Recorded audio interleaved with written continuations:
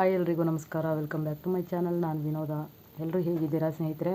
ಎಲ್ಲರೂ ಚೆನ್ನಾಗಿದ್ದೀರಾ ಅಂತ ಭಾವಿಸ್ತಾ ಇವತ್ತಿನ ವಿಡಿಯೋನ ಸ್ಟಾರ್ಟ್ ಮಾಡ್ತಾ ಇದ್ದೀನಿ. ಇವತ್ತು ಬೆಳಗ್ಗೆ ಟಿಫನ್ಗೆ ಏನ್ಬಿಟ್ಟು ಅನ್ನ ರಸ ಮಾಡಿದ್ದೆ. ಯಾಕಂದರೆ ಮಕ್ಕಳಿಬ್ಬರು ಕಾಲೇಜಿಗೆ ರಜಾ ಇದೆ ಇವತ್ತು. ಹೆಣ್ಮಕ್ಳಿಗೆ ಮಗನಿಗೆ ಸ್ಕೂಲ್ ಇದೆ ಇವತ್ತು. ಅವನಿಗೆ ಬಾಕ್ಸಿಗೆ ಏನಿಲ್ಲ, ಹಾಗಾಗಿ ಬರೀ ಇಲ್ಲಿ ತಿಂದುಬಿಟ್ಟು ಹೋಗೋದಕ್ಕೆ ಅಂದ್ಬಿಟ್ಟು ಅನ್ನ ರಸ ಮಾಡಿದ್ದೆ ಅಷ್ಟೇ. ನಮಗೂ ಹೇಗೂ ತಿಂಡಿಗಾಗುತ್ತೆ ಅಂತ.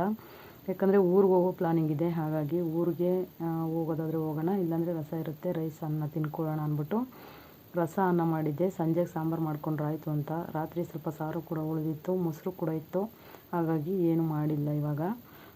ಈಗ ಸದ್ಯಕ್ಕೆ ಅನ್ನ ರಸ ಮಾಡಿ ಮಗನಿಗೆ ಸ್ಕೂಲಿಗೆ ಕಳಿಸಿದ್ದಾಯಿತು. ಈ ಎಲ್ಲ ಕೆಲಸಗಳ ಜೊತೆಗೆ ಇವತ್ತು ಒಂದು ವಿಷಯದ ಬಗ್ಗೆ ಮಾಹಿತಿ ಕೊಡ್ತಾಯಿದ್ದೀನಿ ಸ್ನೇಹಿತರೆ.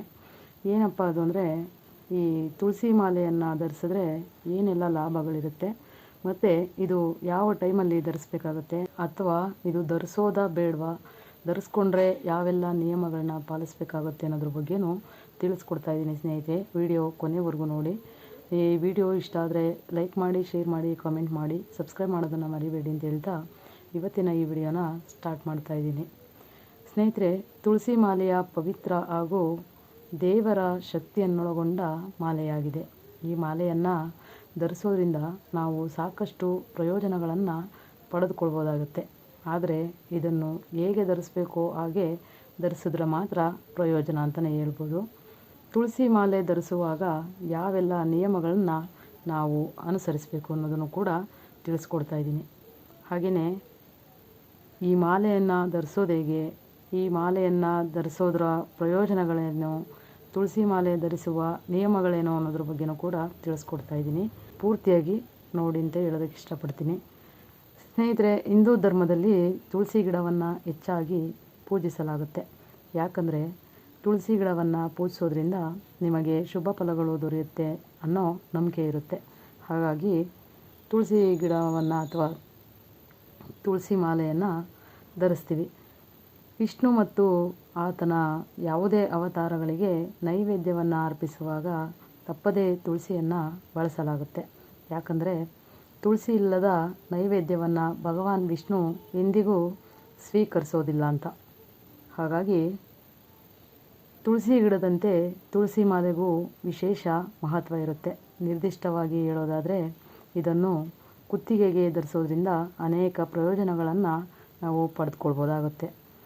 ಮಥುರಾ ವೃಂದಾವನದ ಬಹುತೇಕ ಕೃಷ್ಣನ ಭಕ್ತರು ಅಥವಾ ಜನರು ಕೊರಳಲ್ಲಿ ತುಳಸಿ ಮಾಲೆಯನ್ನು ಧರಿಸುವುದನ್ನು ನೀವು ನೋಡಿರಲೇಬೇಕಲ್ವಾ. ಆದರೆ ತುಳಸಿ ಮಾಲೆಯನ್ನು ಎಲ್ಲರೂ ಧರಿಸಲು ಸಾಧ್ಯವಿಲ್ಲ ಎಂಬುದು ಕೂಡ ನಿಮಗೆ ಗೊತ್ತಿರುತ್ತೆ. ಇದರ ಅರ್ಥ ಇದನ್ನು ಧರಿಸಲು ಕೆಲವು ವಿಶೇಷ ನಿಯಮಗಳಿವೆ ಎಂದರ್ಥ.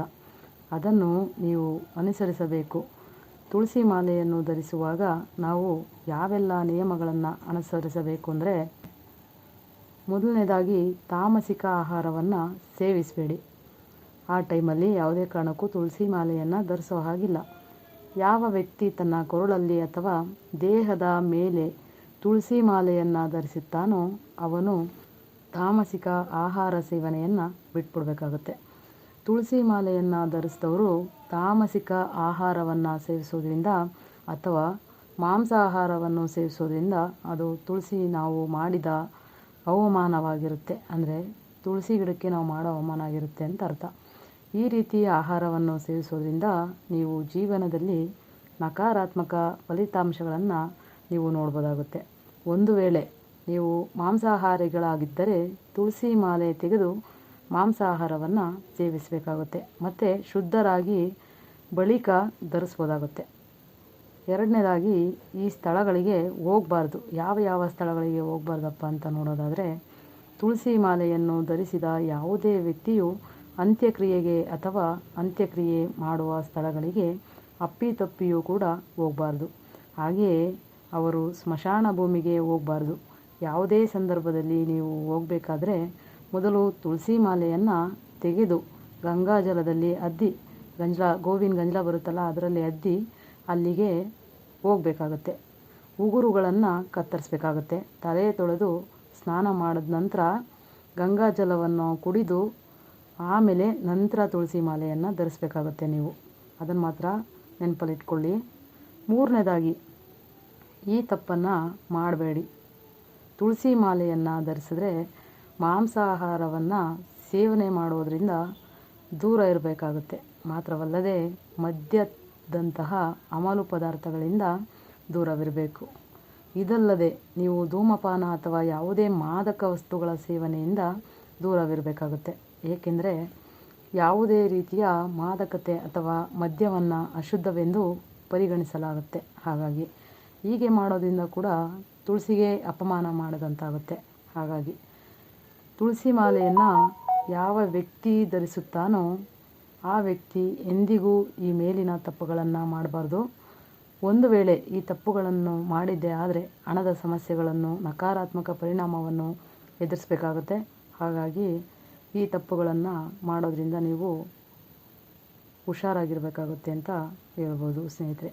ಇದಾಗಿತ್ತು ಇವತ್ತಿನ ವಿಡಿಯೋ. ಈ ನನ್ನ ವಿಡಿಯೋ ಹೇಗೆ ಅನ್ನಿಸ್ತು ಅನ್ನೋದನ್ನು, ನಿಮ್ಮ ಅಭಿಪ್ರಾಯ ಅನಿಸಿಕೆಗಳನ್ನು ಕಮೆಂಟ್ ಮೂಲಕ ತಿಳಿಸಿ ಅಂತ ಹೇಳ್ತಾ ಈ ವಿಡಿಯೋನ ಇಲ್ಲಿಗೆ ಎಂಡ್ ಮಾಡ್ತಾಯಿದ್ದೀನಿ.